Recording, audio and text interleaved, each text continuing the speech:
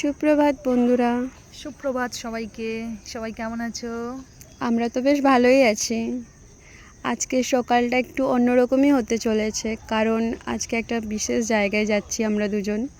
আর একজন নেই সাথে, কারণ তার আজ অফিস আছে। আজ আমাদের একটু ছুটি নিয়েছি, কারণ এই সেই রাস্তা যেখান থেকে ছোটোবেলায় কত হেঁটে হেঁটে মায়ের বকুনি শুনে শুনে শুনে শুনে আমরা পালিয়ে যেতাম, বল দি। একদম একদম সেই জায়গায় আজকে যাচ্ছি আমরা দুজন। পছন্দের একটা জায়গা আমাদের সবার।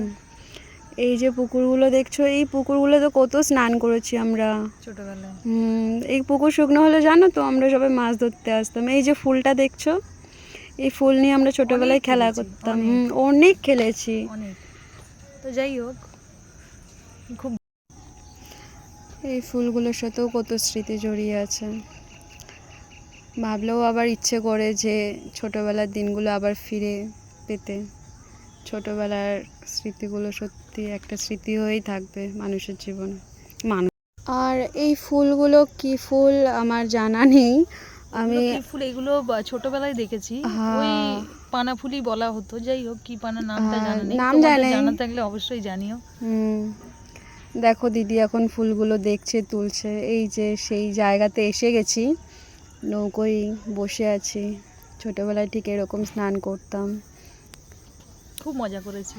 সেটাই, খুব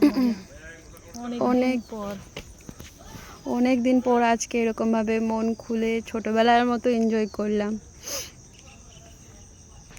অনেক ভালো লাগলো। কিছু ফটো রয়েছে আমাদের। এই যে ছাগলটা দিদি অসভ্যতম স্টার্ট করে দিয়েছে, ছাগলটার দুধ দুইতে স্টার্ট করে দিয়েছে দেখেই। চলো বাই, টাটা।